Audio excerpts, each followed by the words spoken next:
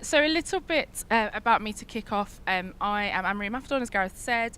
I've got my kind of obligatory baby photo there on the left-hand side. I'm from East London. That's a place called Stratford, so not the East London that we have here, because I know there's one out in South Africa. I'm not South African, I'm from London. And that's me outside my parents' house at about 4 years old. Cute baby picture, here we go. You've got to put it in so your audience gets to know you, I guess. I have always loved...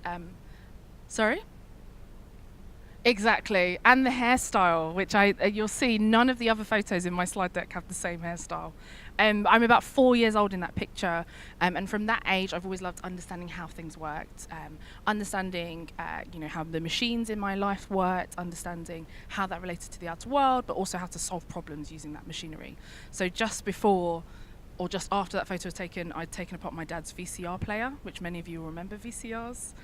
Sometimes the audiences I talked to weren't alive when VCRs were about, but took it apart just to understand how it worked and then tried to put it together, obviously unsuccessfully, but nonetheless something I still enjoy.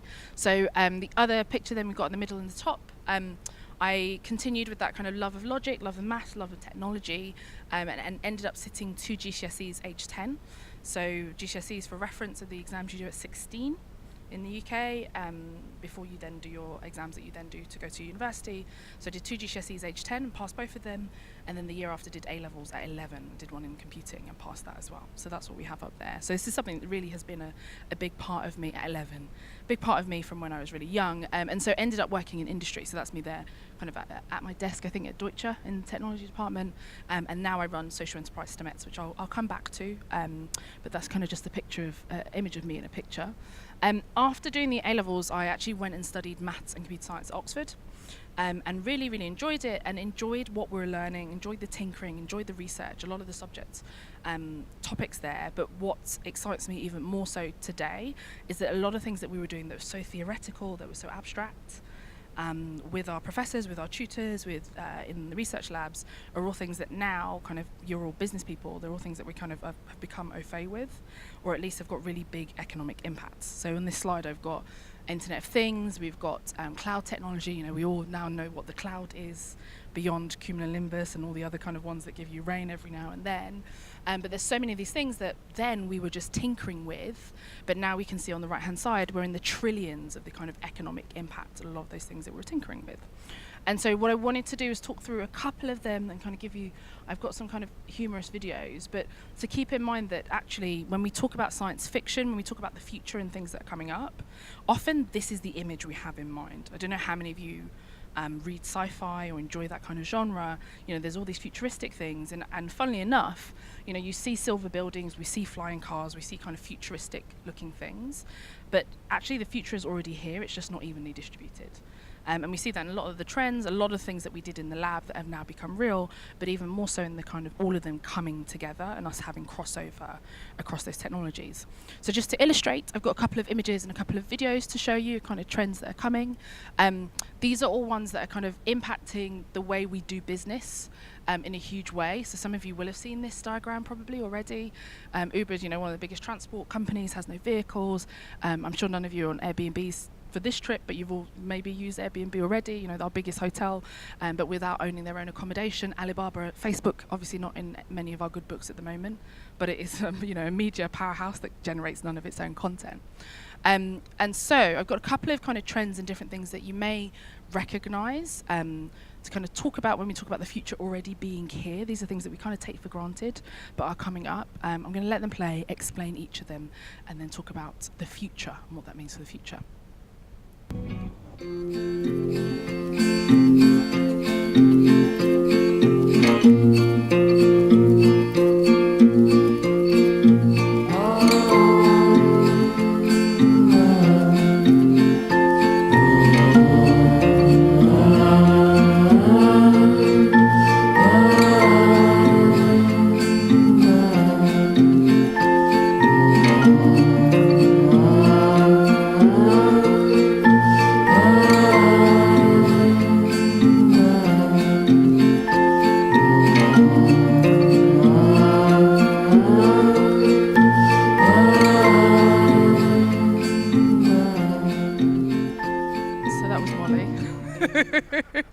Molly turns your retweets into sweets. For me, this is a great depiction of Internet of Things, / this kind of smart trend that we have at the moment. For any of you that didn't see, Molly's a little device that's hooked up to the internet. When the person sent out a tweet, they got 5 retweets, and then Molly gave them a sweet. Sorry? Yeah, for the wine, there's, the possibilities are literally endless. You could make your own, this was a concept video made by an agency in the UK, but you could make your own Molly that gives you wine. You could hook it up to Snapchat, hook it up to emails. There's so many different things you could do, because we have this Internet of Things kind of underlying infrastructure where, even your car is part of that. I've got a friend who has a house that tweets on the Isle of Wight in the UK, so it's not a futuristic home, it's actually a cottage that he's kind of made smart. And there's mouse traps in the attic, and so if a mouse is caught in the attic, then the tweet goes out to say we've caught a mouse in the attic. So we've got all these different kind of implications and different uses. Is that right? We've got all these different uses of the technology. Smart cities, you'll all be familiar with. I'm sure some of you are kind of even feeding into that.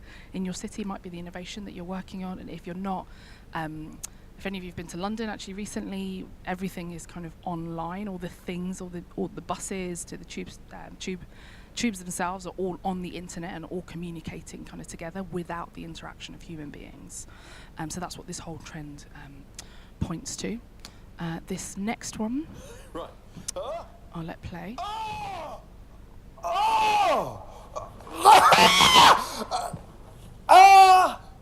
Oh my goodness.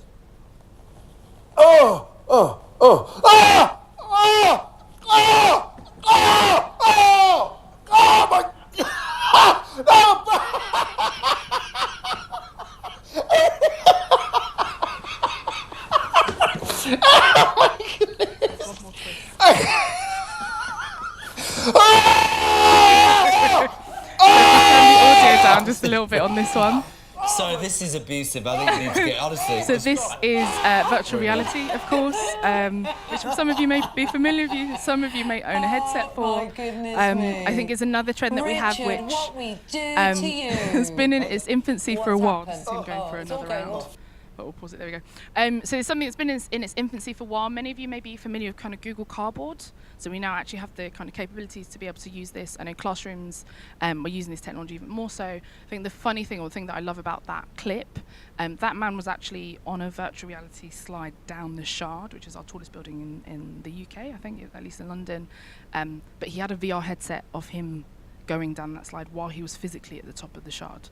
Which I think if we're looking for kind of solutions to fit a problem, there's an interesting way to use the technology. If you think of all the investment that's gone into that, we're still trying to figure out why.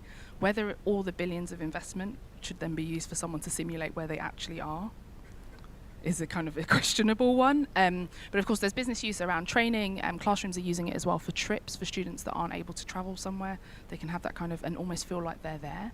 But again, it's still something in its infancy, something that we're still working out beyond gaming, which is important and again is kind of commercially viable. What's the actual use for this piece of technology?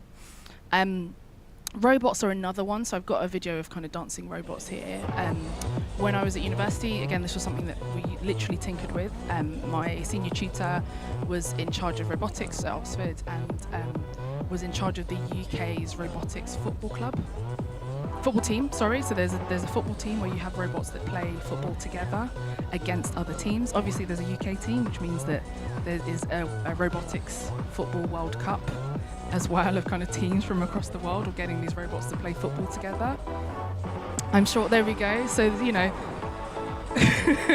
so we do have these things, which again, I think it's one side of robotics. This is kind of play. This is dancing Gangnam Style. But there are all kinds of uses that we're still trying to work out, and the ethics of them are being questioned. And similarly with things like 3D printing. So this is a 3D printer. Do any of you have these at work or using this kind of commercially? No. 3D printer. So I know architecture firms, a lot of engineering firms use them and have them. Have many of you seen one of these before? A couple of you, there we go. So this is a piece of plastic being printed. It's like a bracelet. There, of course, food is being 3D printed. I think I saw an advert for somewhere in Cape Town actually where you can 3D print a burger.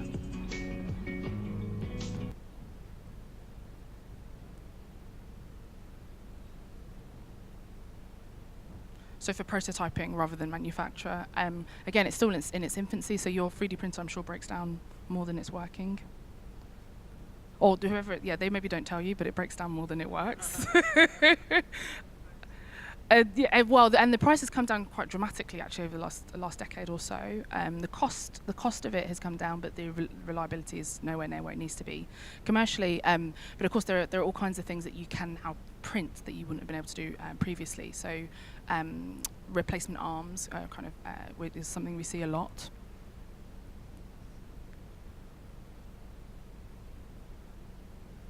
Exactly.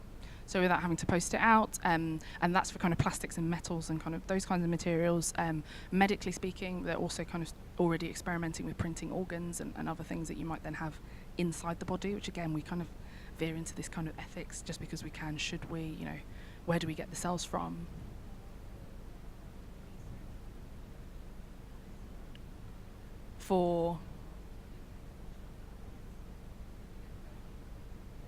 To practice, yes, yeah.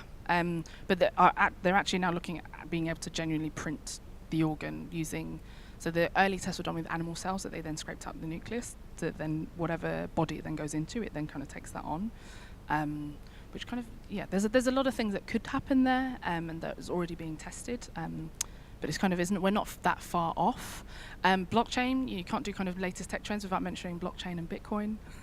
Buzzword bingo, I guess. This is the report or the paper put out by, we don't know who, but Satoshi a couple of years ago around cryptocurrencies, and effectively, so there's kind of Bitcoin, which is on the blockchain, but effectively we have a ledger that we're able to add things to, so that you've got kind of irreversible, it's not changeable. So if that's gone into the ledger, that's something that happened. It's distributed, so no one person can hack it, because that would be like simultaneously breaking into lots of houses at the same time to be able to make that difference. So beyond cryptocurrencies, there's lots of other uses and applications. I don't know within your businesses whether that's anything that any of you are investigating or looking at. This in particular is a provenance startup that are using the blockchain to help track products, in particular clothes, and where clothes have come from. So you know the provenance of the piece of clothing because there's a Bitcoin, there's a ledger, or there's a mark that's been made on the blockchain every time that piece of material, that clothing, has moved borders. Shipping, I don't know if any of you are in shipping, it's a big thing that's being investigated. Yes, they're scanning it in along the way, and it's going onto the blockchain. Prize horses, if any of you own horses that go do racing, there's a startup that's working on that at the moment to know it's your horse and be able to look at the provenance of horses as we go down through generations, because that's a thing. You look like the kind of people that all own horses. So that's another technology that we're playing with, and so it's an interesting one where actually at the cross section of all of these, there are so many different uses, but putting them together is where we then get the real power. And so in the work that I do, alongside being at Stamets, also do a lot of policy work, and so looking at the future of work. If we're bringing all of these into the workplace, yes, they are happening outside of work, but if we're bringing them in, what implications does that have for the employee? What implications does that have for business models? What implications does that have for wider society, if this is the environment that people are working in? And the big one, which you can't do this without talking about, is kind of robots and AI. For any of you that are South Africans, I've been told that robots are also traffic lights here. Yeah, so this is kind of the other kind of robots and artificial intelligence. This isn't traffic lights taking our jobs. So it's kind of smart algorithms taking our jobs and maybe marrying our grandchildren. In the UK, there's lots of discussion about all of these and what impact that will have on the economy, but also the fact that it's not, there's different types of labour, different types of work that will be taken up. So one of our big think tanks, the YPO, said up to 44% of jobs and roles that people are doing will be taken over by bots in the next generation. We're not at general intelligence yet, we're still at specialised intelligence, so these algorithms are doing very specific things. But kind of before we get to them marrying our children, there are a couple of kind of issues and things that are being worked out. We're still not there. There's a great report actually that came out yesterday that said 40% of the startups in Europe that say that they are AI-based startups don't have any artificial intelligence at all as part of what they're building. So a lot of it is actually more hype than things that genuinely are able to physically happen at the moment. The three things that are getting in our way for general intelligence. So one is perception. As human beings, there's a lot that we're able to perceive because we live in the real world, and that's kind of how we process things and how we've been taught to see things. You're all looking at me now, you know I'm a human being, partly because of the way I'm acting and the fact that I'm talking. I mean, I might be a robot, who knows? But because I'm organic, there are telltale signs that you can see and you can perceive. Some might be smell, some might be sight, some might be your ears. As a computer or as an algorithm, there's very big limits on what it can perceive and kind of perception in that way. This is how algorithms computer vision algorithms are looking at images. They kind of break down feature maps. So most of you will know any image is kind of stored as a series of pixels, and you've got maybe the position of that pixel, the colors in that pixel, all these kinds of different things that are stored, effectively matrices that are stored. So being able to interpret what's happening in that image is basically a load of maths that's happening in behind the scenes. So on the right hand side here, this is edge detection, being able to pick out edges in a picture, which is how you might be able to tell a face, the kind of edges that you have in a face or in a particular place, versus the edges on a dog, versus the edges on a cat, versus a croissant, which is the latest thing that the algorithms are still struggling. If you give them a picture of cats kind of snuggled up alongside croissants, they can't tell which is which. Yeah, which is why a couple of times a day you're asked, are you a robot? It's not because the computer wants to know whether or not you're a robot, it's because it needs you to help work out if this is a cat or a croissant, or if this is traffic lights, or if these are street signs, which is kind of the questions you might be familiar with. So we're still working through that, still a big thing to be done. The second one is language.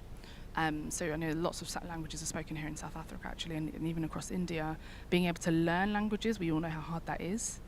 And also you have a mother tongue, so you have your original language. Computers being able to process that language is something that, again, natural language processing, we're still working on. It's been in the lab for decades. I think the world is still kind of waiting on us to work this one out. Even more so because as human beings, we like to complicate things by having idioms. I'm so hungry I could eat a horse. Okay, so what does the algorithm do with that sentence? It knows the horse is the noun. It knows you're hungry, that's an adjective, but being able to pass that and then be able to make sense from what you said is still very tough, which has all kinds of implications. And then finally, learning. So today is Thursday. Right, how do you know it's not Thursday? And how do you know tomorrow is Thursday, right? And so we go to this thing where I've just told you something. If you're an algorithm, you just said, okay, cool, today is now Thursday. This is what I'm going to do. How do we help the algorithms learn the right things in the right ways? They don't all get to go to school. No, don't ask Hugo. They all get to go to school. I mean, we all, get to go to school or not, but we have authorities that tell us things, right? So you can count back from the first time someone told you it was Monday and there was someone to be believed. And that's why you know today is not Thursday. An algorithm didn't have a mother that or mother, father, or authority figure that told it that today is Monday, and so to count forward from. And so those are the things that are getting in our way. A visualization of what this looks like. So I've got a video.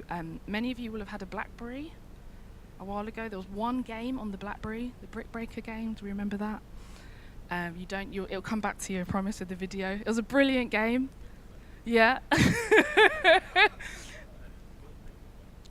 And the keyboard as well, I missed the keyboard, but many hours spent playing, maybe or not, you probably were working rather than being on games and meetings, but many hours spent playing this game. So DeepMind, who are an AI startup bought by Google a couple of years ago, have been playing with kind of AI and having it be smart, being able to perceive things, all kinds of different bits and bobs.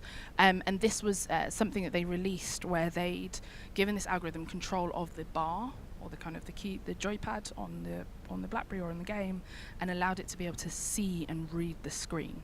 So it's not as complex as a cat or a croissant. This is kind of an 8-bit, kind of the pixelated image, and it said maximize the score. Didn't give it the rules to the game, just said here's the control of the bar, maximize the score. And so they released this video that shows after 100 training episodes, you can kind of see it. The contrast isn't amazing, but you can kind of see the game is or the algorithm, is controlling the bar. The scores maybe 400 or so, not doing that well. After 200 goes, we can see the scores a little bit higher, and the algorithm is getting much better at making sure that the bar is there when the ball is there, because that's the thing that it then had to learn. It's not you, a human being. It's never had to play bat and ball or anything before, so this is something it's having to learn from kind of perceiving. Bear in mind that improvement was over 200 episodes that you saw. That was 200 episodes without going to the loo, without going to sleep, without going to meetings. There was kind of no breaks in between that. So this algorithm is getting better and being able to practice without what we as humans might kind of have inconveniences that get in the way of gameplay. After 400 episodes, we can see the score's even higher, and the algorithm is getting better at playing this game. And then at 600, by the time it gets to the 600th episode, which we'll shortly see, the algorithm itself works out a strategy, which I'm sure Michael will have worked out, maybe many more of you may not have worked out, this tunneling strategy. If it angles itself correctly, it can get the ball to hit a tunnel up either side. The ball just bounces at the top, and then we get a really high score. How many of you figured that out on your own when you were playing on your BlackBerry? Congratulations. How many of you that figured it out after kind of playing the game consecutively for 600 times without going to the toilet or doing anything else? No, you didn't count, but you probably slept in between. I mean, otherwise it's a very long day. But so if this is your job to play Brick Breaker, then that would be a worrying thing. The algorithms are gonna beat you on that, maybe. But of course, we all do things that are slightly more complicated than that. Even so, there are all kinds of different applications for AI. So I'm going to play a piece of music here. Who here is fond of music? No? Okay, cool. So my question to you is, what's the name of the composer of this piece of music? Do you recognise the piece of music?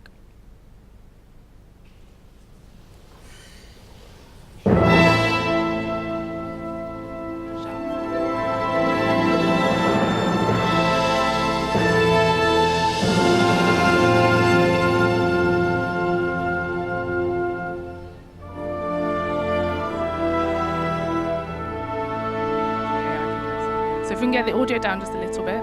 So it's not, who thought it was Mozart? Maybe Beethoven? Any of the greats? No? Sorry? You would have guessed one of them? Bruckner? So it's actually Ava. Have you heard of Ava before? No? Ava's not German, it's not German great. Ava's actually artificial intelligence virtual assistant. So a piece of AI wrote this piece of music that's being performed by human beings. Doesn't sound like chiptune or any of the other nonsense music we've had from computers over the last couple of generations. Digitally, we've had kind of music digitally encoded for a while now. So whereas kind of cat versus croissant has been pretty hard, something like this is a lot easier for you to then say to the algorithm, this is a good piece of music, this is a bad piece of music, this is uplifting, this is sad, this is whatever it might be. This is a real orchestra playing this at the National Luxembourg Day, so I think 100 or 150 years of Luxembourg. But you've probably already heard music by Ava in films, in games, kind of anything that's kind of background music that you don't need to pay attention to too much. We're now getting AI to write it, mostly because the composers and musicians don't want to, but also because they do a pretty good job. If you say what it is, they can do it. It raises the question, do we need composers? I think we have to remember that the AI itself didn't know that was good music. We had to give it Mozart, Beethoven, and the rest. It had to learn. Also, there's a small question of they're not writing music for themselves. We still are the ones that are enjoying the music, so I guess we're still going to have some kind of job involved here. I don't know. So there's lots of things kind of in between. So that was a very creative use of AI. Many of you will have seen kind of hiring algorithms being used. This is a particular startup where you send questions to candidates in advance of your interview. They record themselves answering it on video, and then it gives you a score on that person before they then go to the next level. Controversially, some companies use this to kind of filter people out before they start interviewing them. There are examples of when things go wrong, which I will mention shortly. If any of you have ever got a parking ticket, I don't know if this is a problem here or where you are in London. It's a massive problem getting parking tickets. It's just the most irritating thing. Someone got fed up a couple of years ago and wrote this algorithm that takes in the name, the reference ticket of your parking ticket, the details of your parking ticket. You answer a couple of more questions, and then it automatically generates your appeal letter to the right council and the right borough. So you hit print, you sign it, and then you post it off automatically, and your appeal is done. Very practical, yeah, very handy. The lawyers might be worried, may not be worried. If there are any lawyers here, I guess. No offence to any lawyers. But also kind of for maintenance and other things that we might have done regularly. So this is a lifts company who, instead of saying every 6 months we'll come and service the lift, they use a combination of big data and AI to work out that this lift maybe is being used a lot more, or whatever it might be, or lifts in this location tend to not last as long. And then they send out the engineers proactively rather than waiting for that expiry date or time to happen, which has cut down on wasted engineer visits basically across their fleet. So there's lots of examples of where we're using it. Oh, and then the final one, so I had this for a while. I don't know if you remember this. I had an AI called Alex that scheduled all my calls and my meetings for me rather convincingly wasn't AI. I'd be in meetings and people would be like, should I ask Alex to send the pictures? And I'd be like, you can ask Alex, we'll see what Alex says. Them thinking it's a real person. I think I stopped using Alex when Alex corrected an address or a postcode or something on one of the pages on our website. And I think I said that day that you kind of gone too far. This is kind of killer robot territory. And so switched it off. So there is a lot that's possible. There's a lot that is already happening. There's a lot that's within the realm of possibility. But as I kind of hinted at earlier, it's not all perfect, and there's still a lot that we need to do in terms of represent, which is kind of the word that I took from the life of Re, to make sure that we are building a good future, or building something that will work for all of us, especially at work. So on the left-hand side of this slide, that is me with slightly different hair and a different necklace, stood next to my mate John, who's the voice of Siri, who was the British voice of Siri up until iOS 8, which always makes certain people, then you know who has an Apple device, I guess, from the smiles on that. Voice recognition technology has been around for decades. So some of you will remember Ye Olde Siri was rubbish. You'd say, give me directions to CTIC, and it'd say, did you ask for ice cream? And you'd be like, that doesn't even sound anything like what I just said. If any of you have any accents that are outside of the norm, you may still struggle with Siri. So Alexa less so, because Alexa is multilingual, but Siri still does struggle. So if you've got, so I would say in the UK, Scottish accents, Siri still doesn't understand Scottish accents. Have you got a Scottish accent? No, okay. Gonna try one now, but there's a great video on YouTube called Two Scots in a Voice-Activated Elevator. Great, 11. Yeah, you've seen it. There we go. And that's real life. Whenever I say this in Scotland, the whole room is they're like, yeah, me and Siri. So we've got that, which, it took decades to work out that you maybe needed slightly different voices as part of the training data. And that was literally it. And now, we can't get away from devices that we talk to, right? It's the norm to have Google Home or Alexa or talk to Siri or Cortana or anything else. On the right-hand side, seatbelts and airbags is the other example, if we go closer towards the kind of engineering versus digital technology. Again, and this is something, there's a new book just out last week actually called Invisible Women that talks about kind of where we say in policy, when we look at safety standards for cars and for seatbelts, what that is defined as. So the testing is done for the 50th percentile of a man. 1.77 meters, a certain weight, all that kind of things, which means that still now, although to a lesser degree, seatbelts actually don't work for everybody. So if you're a woman that's in an accident, you're twice as likely to be injured or to die in that accident versus the percentage that a man might be, just because not all men are the average man. Very few women are the average man. And so this is something that still doesn't work. And so initial teams that developed seatbelts and airbags, actually women and children died using them, which was not the point of the innovation or what they were trying to create, and we're still kind of figuring that one out. So that's kind of slightly older technology. But the more that we use, the more developed that we have, the more technologies that we have overlapping, the more you have these kind of unintended consequences that come out. So this is an example from not that many years ago, actually, of Microsoft creating an AI Twitter bot that they allowed it to go out and learn in the wild from Twitter. Whether that's the smartest, and no one here is from Microsoft. No, it's still high on the, but whether that's the smartest place for you to send a bot out to go and learn things is another question. Obviously, there are a lot of people on Twitter. There's a lot of things, a lot of information that you can pick up and to be mined. But there were issues that they then saw in this AI learning things. In particular, within 24 hours, this AI became basically like any other Twitter bot, I guess. Arguably that you could say picked up the kind of the worst things that you could from Twitter. I know 4chan had something to do with kind of feeding it a whole load of really off information, which is why it then spat that back out again. But you've got to think, if you put rubbish in, you get rubbish out. But how again do we get over this learning problem of what is correct and what is not correct?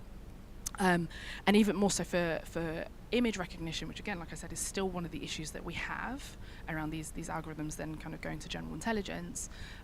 This is, those are skyscrapers, top left. Top in the middle, we have airplanes. Those are cars. Those are bikes. Those are not gorillas, and those are graduation pictures. Right, and this was live. This happened. This was something that was released out into the wild, and it wasn't internal testing that picked this up, this was something that was then seen by consumers and then reported back, and they then had to pull the product and all that kind of thing. And so you've got plenty of examples of kind of unintended consequences where when you put these algorithms out, when you put the technology out, even smart cars, there's a great video where the security of that kind of, again, wasn't where it should be. And so another wired video actually of hackers hacking into a Chevrolet. After they told Chevrolet that your smart car has got a lot of vulnerabilities, you then see this person driving this car and they manage to put on the wipers, put up the music on the radio, and then cut the brakes in the car remotely. Which again, you have to think of kind of the unintended consequences. From a work point of view, there's a lot that's going to come up around, even if it's not just discrimination, but algorithmic fairness on kind of the systems that we use to monitor employees, to manage employees, and to do all kinds of things. So there's that, but then also at societal level, there's a lot of work being done, I know, across the globe. I'm doing a lot with the Institute for the Future of Work in the UK, and also Datum Futures, which is a kind of a group of companies across the globe looking at how we use data, what's the right way to do it, and how as companies we take up our kind of societal responsibilities for making sure that we don't kind of carry forward a lot of those bad things that could happen. And also what we end up using the technology for. Just because you can build it doesn't mean you should. This is the controversial example of the kind of Chinese system that we're using at the moment, where we kind of give people a point score across the society. What I think is really interesting about this is, as much as maybe some people aren't happy that the Chinese are doing this, that technology, they've got a rather large data set they're testing it on, and we're not that far from someone just buying it in and using it. So it tracks a person's behavior. It's like Sims, I guess you could say, but tracks a person, but for real life. So tracks a person's behavior, their crime, what they do, how they are, gives them a score, and then certain things are restricted. So, for example, if you're below a certain score, you can't leave the country. If you're above a certain score, you can get access to certain clubs.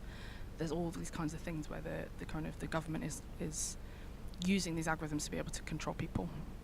But on a rather large scale, in a way that they're developing the technology, but no one else has the resources to be able to develop it. But if you imagine you're an organisation that has that many people, that might be something that you're saying, actually, if you've got the framework already, why don't we use the infrastructure? Which, if people aren't asking the right questions, then that's something that's bound to happen.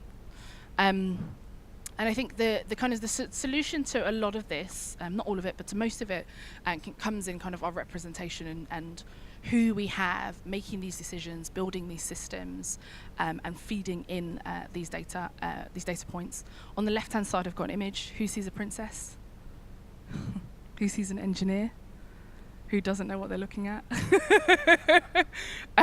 We've got this kind of warped vision of who is actually making these decisions, who is building this software, who is deciding which algorithm should do what, and followed up by things like on the right-hand side, manels. I don't know if you've heard of these before, kind of all-male panels, where we're having these for promotion, for hiring at events, where actually we're kind of restricting who we consider our norm to be, who we consider the decision makers to be, who is a part of building these things.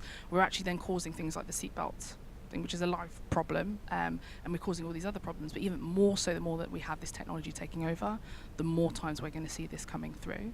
And okay, I guess my kind of call to action for anyone that did come today, because we will get to the killer robots, if we're not better at this, is making sure that we have the right kinds of cultures that allow us to be representative, and the right kinds of environments that allow all kinds of different people to flourish and be a part of this decision-making process.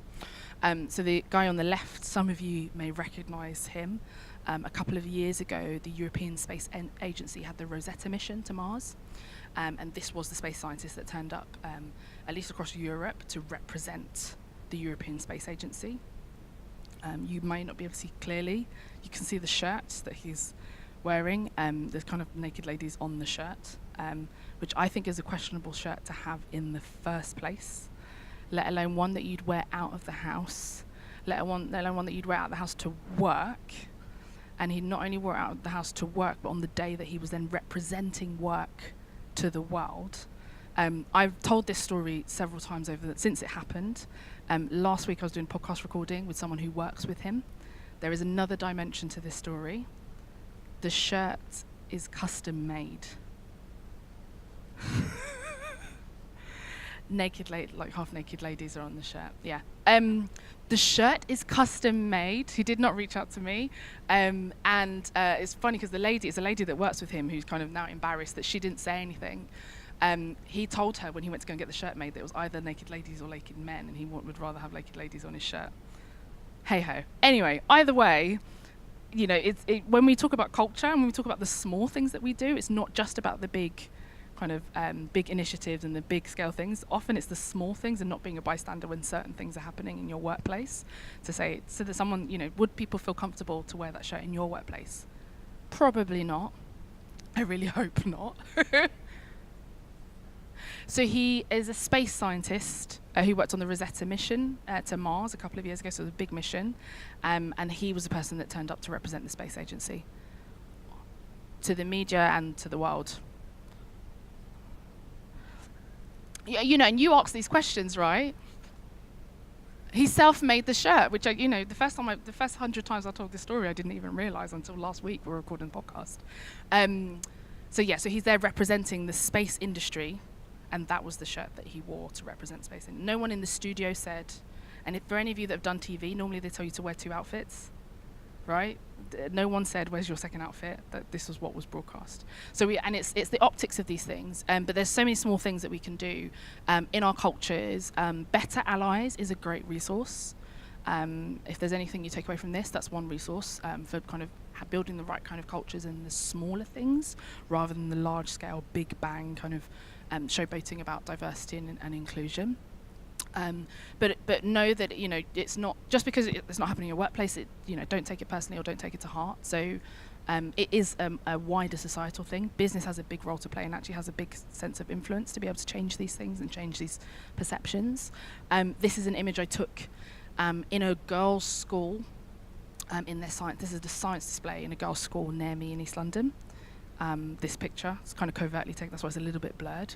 And from what you can tell from the image, what's strange about the image? Anything you note about the image? It's a manor. It's all blokes. It's all dead white men. Which, no offence to any dead white men that are here, but when we look at innovation, pardon? Yeah, you should all be alive, hopefully. But when we look at even just the innovation and who's creating those future and the technologies that are enabling that, this is the image that we still have. Even though, if we look at kind of just, they're not all dead on this slide actually, but even if we look at kind of people that have black and white pictures, as it were, there are lots of people like this. Oh, really? There are lots of people like this who we should be able to name. So a bit of a test for you. There are 4 women on this slide. Who can name 4 of them?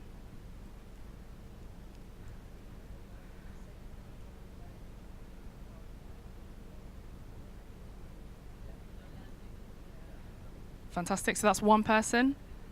Yes, there we go.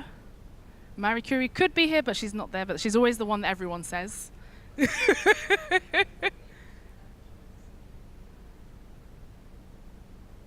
No, but everyone says that. I need to find this picture of this Vivian. It's not Vivian. It's not Marilyn Monroe, but I think they were contemporaries. No. We've only got so many more minutes. Oh, you said 3. Oh, you can name 3. Was that what you were saying? I thought you said I've got 3 minutes left. Okay. So the second from the right correctly is Katherine Johnson, who, if you haven't seen the film Hidden Figures, you should maybe watch it in your organisation. She was a mathematician. It's funny, when we talk about computers taking our jobs, she was a computer before we had the computers, who did some of the calculations for Friendship 7, which was one of the earlier missions of NASA, and did all of that by hand. The lady on the very end, many of you will recognise or will know Betty Boop, the character. So that's who Betty Boop was based on. It's not Betty Boop. It is, but it's not. Her name is Hedy Lamarr. She was a Hollywood actress, very well known, very beautiful. Kind of everybody loved her, but also casually was a co-inventor in her spare time. So she was a very keen physicist and inventor. If any of you are physicists, you may know frequency hopping, spread spectrum technology. If you're not a physicist, you will have heard of something called Wi-Fi. There we go. So that's the technology that underpins kind of wireless communication still till today, that she actually sold to the military when she filed the initial patent. And no one ever thinks, oh, thank Hedy when the Wi-Fi works, which we should. Hedy Lamarr. Yeah, there's a movie out on her life now called Bombshell, which is also it's more of a documentary actually, so it has real recordings from her. Hedy Lamarr, so the actress on the right-hand side. On the far left, we have Marie-Sophie Germain, who was a mathematician, kind of 1700s. She, obviously as a woman, you weren't able to study maths at that time, so she wrote to university under a pseudonym, male pseudonym, passed all the exams, did really well, and was like, haha, I was a woman all along at the end. But it was still kind of had revealed that she was a woman, which meant that if any of you have ever been to the Eiffel Tower, yeah, you've got kind of the names of mathematicians around the bottom rung. They decided not to put her name on there because it wouldn't make sense to have a woman's name alongside all the other male names, even though she was a mathematician alongside a lot of her colleagues there. So kind of erasure that we've seen. And then the second one, if any of you flew here today, Katerina Paus. Did any of you fly to be here where we are now? Katerina Paus, if you've ever been on a plane, she's the inventor of the modern parachute.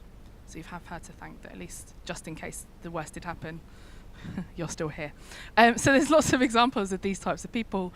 But again, that informs what we then have in our culture, what we then expect of people in the workplace. And actually being more representative now, rather than allowing that erasure to happen in front of our eyes, is also going to help us make sure we don't have those killer bots in the future. Just a little bit on bias, and then I'll be done. So this is a quick video. Many of you will have probably had unconscious bias training already in your organisations. Yeah, there we go. So you may have seen this or heard some of this already. There's interaction bias. Like this recent game, where people were asked to draw shoes for the computer. Most people drew ones like this. So as more people interacted with the game, the computer didn't even recognize these. Latent bias.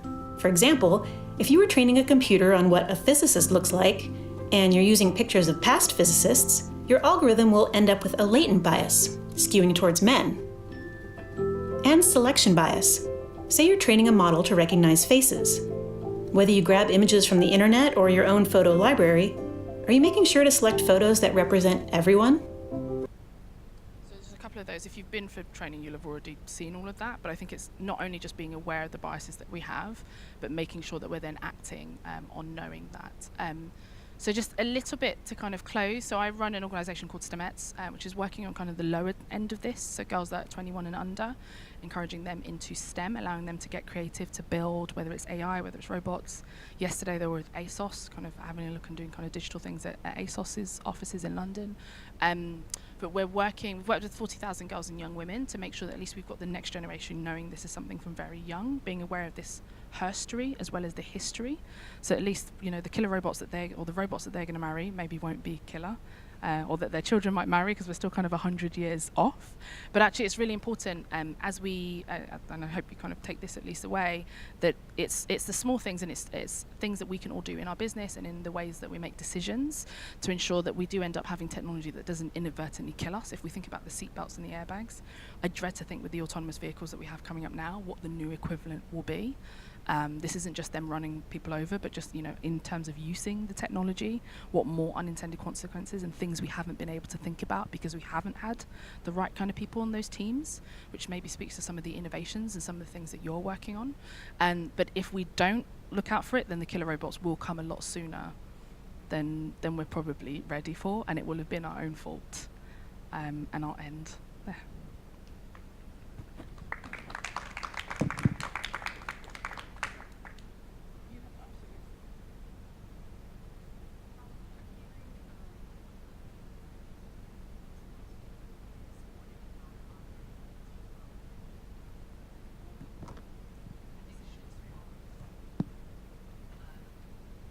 And how everything is being predicted for us and all of that. My fear is not the killer robots. My fear is the normalization of our lives. So actually, the AI has less work to do because we're all going to have the same answers, the same habits, the same standardization of our lives. So for me, that is the part that really frightens me, is like, where are we? It's going to be harder and harder to be like that guy who just disrupts every day, and to teach our children to be disruptive in their day-to-day decision making. Yeah, so it may become harder and harder. I've heard arguments about this. So the kind of the funny one I've heard in terms of music is that if we have the algorithms that build the music long enough, they'll almost train us to enjoy the music that they like making rather than enjoy the music that we like. So that's the kind of flip side on that. I think there is something to be said when we talk about children in particular, that the roles that involve collaboration, creativity, and communicating and connections. Oh, okay. Okay, thank you. So the roles that have that, which teaching is one of them, care is another one of them. Those are the kind of roles that will still remain human for as long as possible. So I don't know what happens when we kind of reach those kinds of roles, but for now it is something where, as much as you have human interactions as part of what it might be, which something like education will be for a long time, for a very long time. That's kind of on the scale of jobs that are going to be taken over by the robots. The teachers and the entrepreneurs are kind of at that end altogether, as 0% of it is going to be taken. I think we're gonna have a little bit more time to work out how do we allow people to still stay human and not have solely algorithmic inputs into their life and into what they're doing. Human is different. For me, that's the hardest. That humans not different. To be different, to be normal. Yeah. Than the standard. Carbon copies. Yeah. You were gonna say? Already social media is getting us all to be very similar in terms of dressing, in terms of talking. So we are losing our individuality and our identity to different regions. So that's one step towards getting all so similar. You don't find many people with different clothes when you come into a conference, even with 150 countries being represented here today. Yeah, I mean, I wonder. I think with social media, the funny thing is that it still is a bubble. So there's a lot of people that still aren't part of that bubble and aren't part of that kind of media taking those sorts of things in. But I wonder, even with the kind of clothes in a conference like this, I wonder if there's a prevalent culture of what is understandable as business wear, and whether actually we haven't even needed social media for everyone to be wearing blue, grey and black suits and we're wearing high heels with skirts. So I think there's it's two sides. It's something that we have to be proactive about. We're still figuring out the answers and the solutions to all of these things.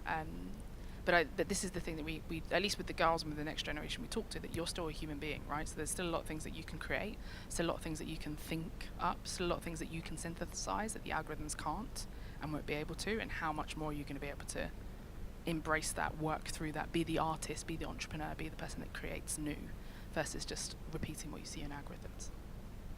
I will say as well, the kind of next generation are revolting against that just a little bit. Yeah, I think we worry a little bit more that they're all kind of Kylie Jenner copies. We worry a little bit more than they actually are, if that makes sense.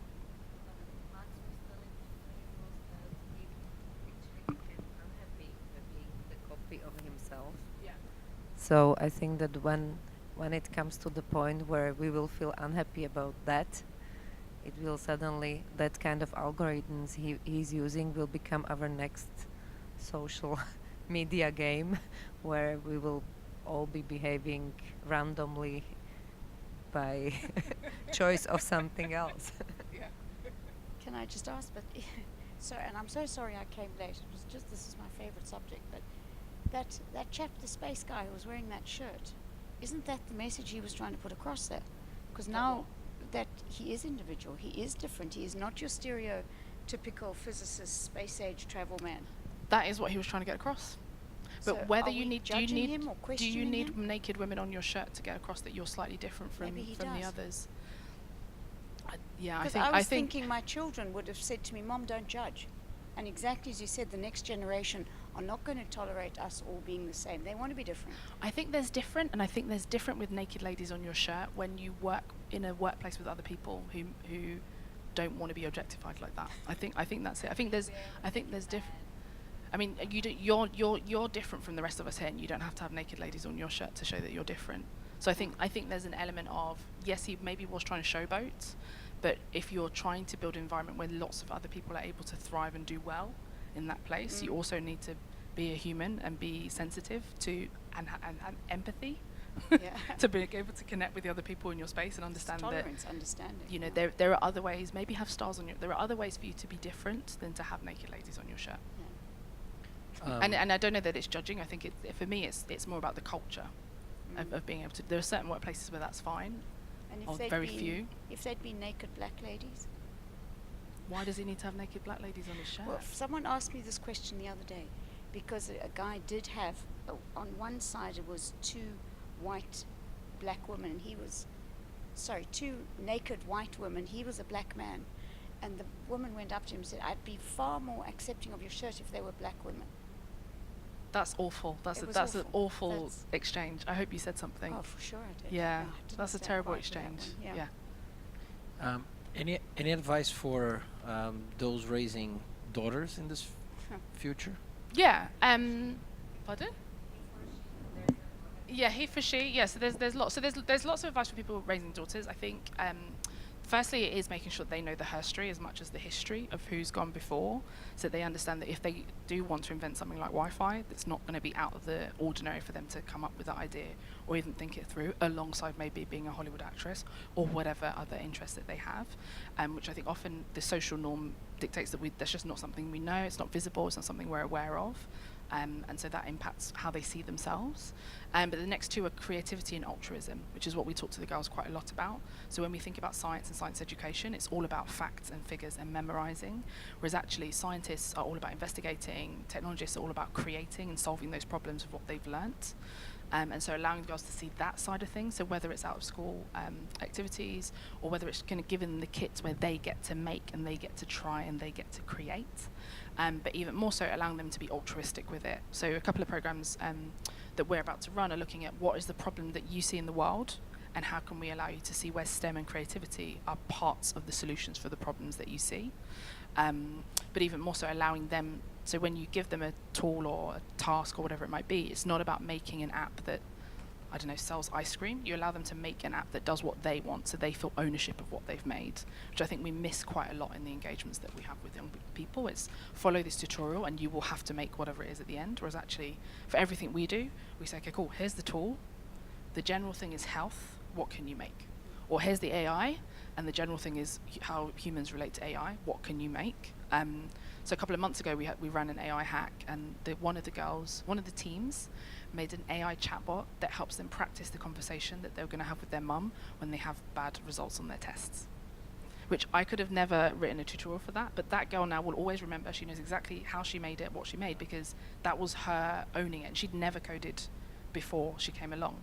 So if you give them the positive experiences like that, where they're able to be creative and they're able to be altruistic, and they have the context of who's been before, then it means that they're a lot more likely to then be able to kind of cope with the culture where people think it's normal to have naked women on their shirts that are working alongside them. No, not you. Sorry. The discussion. But yeah.